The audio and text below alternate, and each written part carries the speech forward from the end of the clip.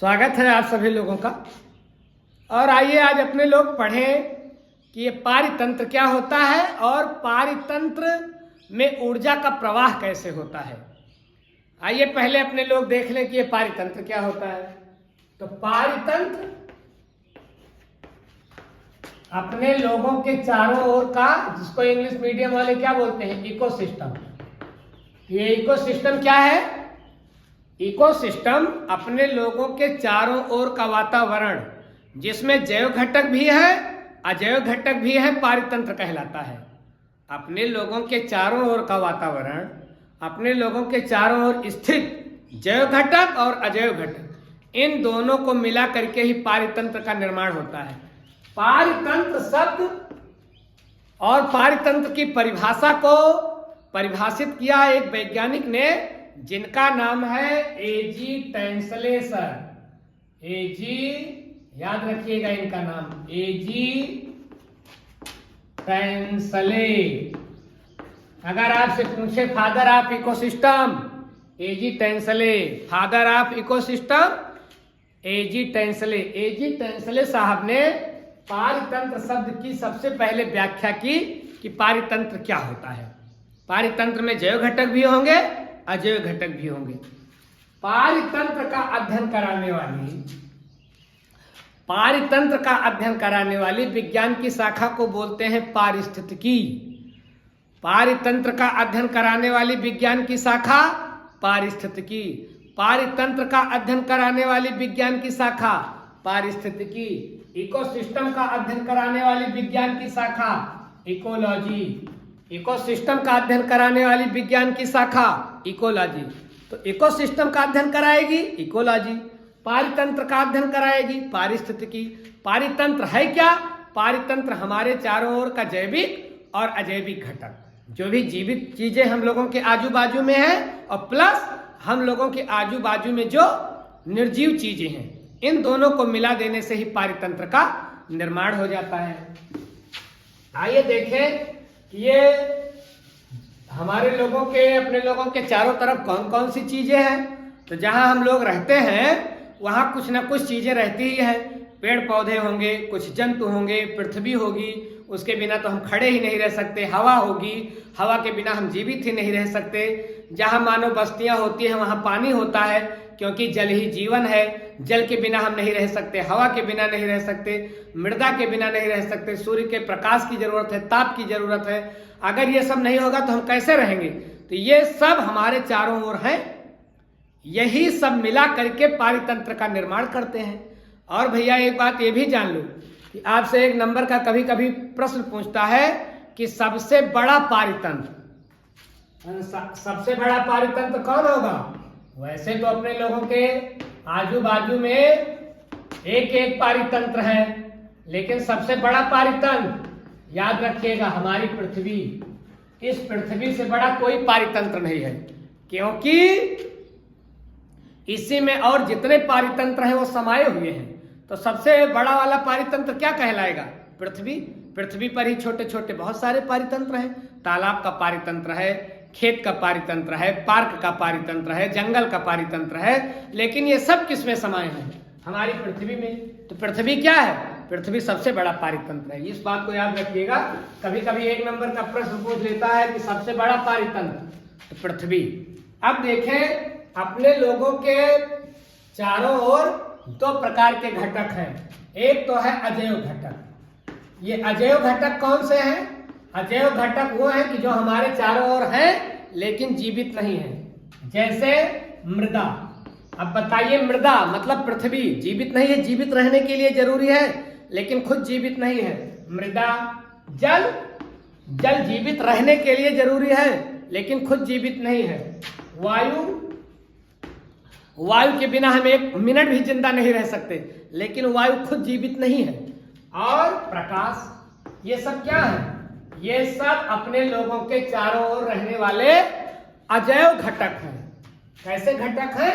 अजैव। ये खुद जीवित नहीं है लेकिन जीवित रहने के लिए जरूरी है। और देखें कि अपने लोगों के चारों ओर जैव घटक कौन कौन सा है। तो जैव घटक में पेड़ पौधे हैं। पेड़ पौधे जीवित हैं, हाँ बिल्कुल। तो पेड़ पौधे अपने लोगों के चारों ओर हैं और ये जैव घटक में आएंगे क्योंकि ये जीवित हैं।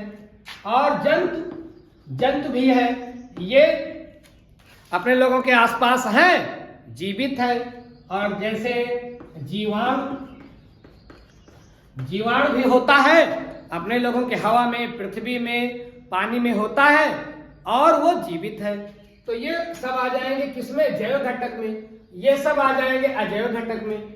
इन दोनों को जब जोड़ दें भैया तो बन जाता है पारितंत्र। तो जैव घटक और अजैव घटक दोनों को जोड़ देने पर दोनों का जो समायोजन है पृथ्वी पर, उसी को हम बोलते हैं पारितंत्र। तो पारितंत्र क्या है? जैव और अजैव घटक का पारस्परिक संबंध ही पारितंत्र कहलाता है। जैव घटक और अजैव घटक के पारस्परिक संबंध को ही पारितंत्र बोलते हैं। जैव घटक अजैव घटक के पारस्परिक अन्योन्य क्रिया को ही पारितंत्र बोलते हैं। ये ध्यान रखें कि इनके बिना इनका अस्तित्व नहीं है। अगर ये ना हो, ये है तभी ये है। अगर ये नहीं तो ये खत्म, ये नहीं तो ये डिलीट।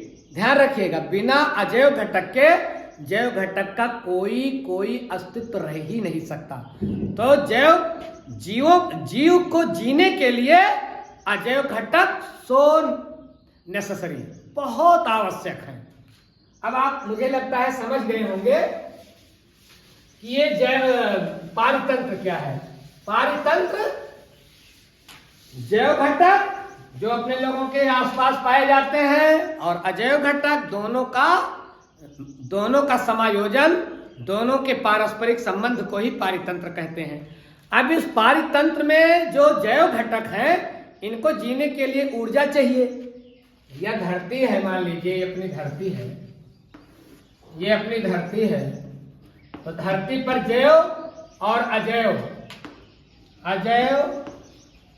और जैव, ये दोनों घटक हैं। अब इन दोनों घटकों में, इनसे तो कोई मतलब, लेकिन इनको जिंदा रहने के लिए क्या चाहिए? इनको जिंदा रहने के लिए ऊर्जा चाहिए। अब अगर ये ऊर्जा नहीं रहेगी तो हम कैसे चलेंगे, कैसे उठेंगे, कैसे बैठेंगे, कैसे पढ़ेंगे, कैसे पढ़ाएंगे? बिना ऊर्जा के तो कुछ हो ही नहीं सकता। तो जितने जैव घटक हैं, इनको ऊर्जा चाहिए। अब ऊर्जा कहाँ से मिलेगी? ऊर्जा कहाँ से मिलेगी? तो धरती पर, धरती के सभी प्राणियों को जीने के लिए ऊर्जा का जो सबसे बड़ा स्रोत है वो कौन है? वो है सूर्य। यद्यपि सूर्य पृथ्वी से बहुत दूर है, लेकिन बिना सूर्य के पृथ्वी का जीवन चल नहीं सकता। देखें, दूर रह करके भी कितना बड़ा रिश्ता है। अगर सूर्य से ऊर्जा ना आए तो पृथ्वी का अस्तित्व खतरे में पड़ जाए, पृथ्वी के जीवधारियों का अस्तित्व खतरे में पड़ जाए। तो सूरज यद्यपि अपने लोगों से बहुत दूर है, लेकिन उसका पृथ्वी से बहुत गहरा नाता है। उसकी रश्मियां आ करके पृथ्वी के जीवों को जीवन देती हैं। तो सूर्य पृथ्वी पर ऊर्जा का सबसे बड़ा स्रोत है। अब सूर्य से किरणें निकली और धरती तक पहुंची। धरती तक जब सूर्य की किरणें पहुंची तो धरती पर ये सूर्य की किरणें हर जगह पड़ी, लेकिन जैसे ये सूर्य की किरणें किस पर पड़ी? पौधों पर। जैसे पौधों पर ये सूर्य की किरणें पड़ी तो पौधे बड़े होशियार। जैसे पौधे की पत्ती पर सूर्य की किरण पड़ती है, तुरंत ये पौधे जो हैं, ये सूर्य के प्रकाश से ऊर्जा खींच लेते हैं। कितनी ऊर्जा खींच लेते हैं? जैसे मान लीजिए 100 जूल ऊर्जा सूर्य के किरणों से पेड़ पौधों की पत्तियों पर पड़ी। 100 जूल कंसीडर कर लो कि 100 जूल ऊर्जा पड़ी, तो पेड़ पौधे 2% ऊर्जा ले लेते हैं, 1 से 2%। बाकी 98% से इनका कोई मतलब नहीं है और एक वायुमंडल को गर्म करने का काम करते हैं और जो भी काम करते हैं। लेकिन पेड़ पौधे कितनी सूर्य से आने वाली ऊर्जा का कितना % ले लेते हैं? 2%। कितना % लेते हैं? 2%। 2% ऊर्जा लेकर के ये प्रकाश ऊर्जा की मदद से क्या करते हैं? प्रकाश संश्लेषण करते हैं। ये प्रक्रिया आप कक्षा 4-5 से पढ़ रहे हो। प्रकाश की मदद से, सूर्य के प्रकाश की मदद से पेड़ पौधे प्रकाश संश्लेषण करते हैं और प्रकाश संश्लेषण करके उस प्रकाश ऊर्जा से कौन सी ऊर्जा बना लेते हैं? रासायनिक ऊर्जा। मतलब ये भोजन अपना बना लेते हैं कार्बोहाइड्रेट। कार्बोहाइड्रेट वायुमंडल से CO2 लेकर के, पृथ्वी से पानी लेकर के और सूर्य के प्रकाश की मदद से पेड़ पौधे भोजन बना लेते हैं, कार्बोहाइड्रेट बना लेते हैं। कितनी ऊर्जा लेते हैं? 2%। तो बताइए, सूर्य की 2% ऊर्जा से पेड़ पौधों ने क्या कर लिया? भोजन बना लिया। भोजन से ही ऊर्जा मिलेगी। ऊर्जा कोई डायरेक्ट तो मिलने वाली चीज है नहीं, किसी माध्यम से मिलेगी। तो पेड़ पौधे हो गए ऊर्जावान। अब पेड़ पौधे जब हो गए ऊर्जावान, तो अब आप इसको ऐसे समझे कि अब जो पेड़ पौधों को खाएगा उनको ऊर्जा मिलेगी। देखिए, पेड़ पौधे ने क्या कर लिया? पेड़ पौधे ने सूर्य के प्रकाश की मदद से ऊर्जा बना ली।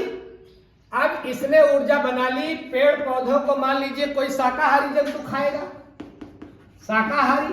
शाकाहारी जंतु में मान लीजिए जो है पेड़ पौधों को खा लिया हिरण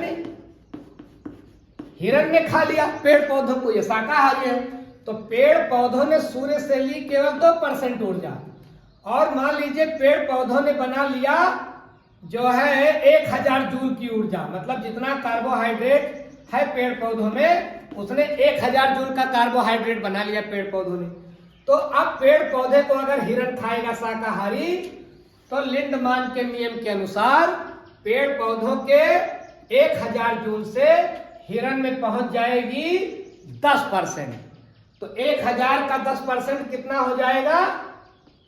1000 का 10% हो जाएगा 100 जूल।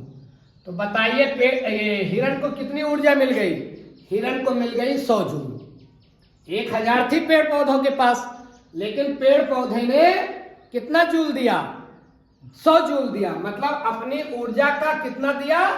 10%। शेष 90% ऊर्जा पेड़ पौधे अपनी आवश्यकता पूरी करने के लिए खर्च कर देते हैं। लिया केवल 2% और दिया 10%। अब देखिए, पेड़ पौधा ही ऐसा जीवधारी है दुनिया में जो ऊर्जा लेता है कम, देता है ज्यादा। अब हिरण ने लिया 100 जूल, और हिरण को खाएगा मांसाहारी कोई जानवर, जैसे कि मान लीजिए हिरण को खा लिया शेर ने, तो शेर को केवल कितनी ऊर्जा मिलेगी? केवल और केवल शेर को मिलेगी 10 जूल। 100 का 10% मिलेगी 10 जूल। 100 जूल थी हिरण में और शेर में पहुंचेगी केवल 10 जूल। ये 10% का सिद्धांत है लिंडमान का, इसको अपने लोगों ने पढ़ा है। जैसे जैसे पोषी स्तर बढ़ेगा केवल 10% ऊर्जा मिलेगी, शेष 90% जो ऊर्जा होती है वो जैविक कामों में व्यय हो जाती है। ये 10% ऊर्जा आगे बढ़ती रहेगी। फिर शेर मरेगा तो उसको जीवाणु खा लेगा, जीवाणु खत्म कर देगा। जीवाणु को अपघटक भी बोलते हैं।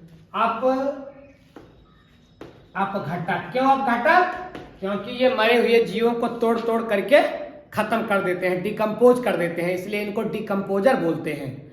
तो देखिए, 10% पेड़ पौधों से 10%, शाकाहारी में, शाकाहारी से मांसाहारी में 10%। जैसे जैसे पोषी स्तर बढ़ता जाएगा ऊर्जा बढ़ती हुई ऊर्जा जो है 10% जाती हुई चली जाएगी। 10% लिंडमान के नियम के अनुसार केवल 10% जाएगी।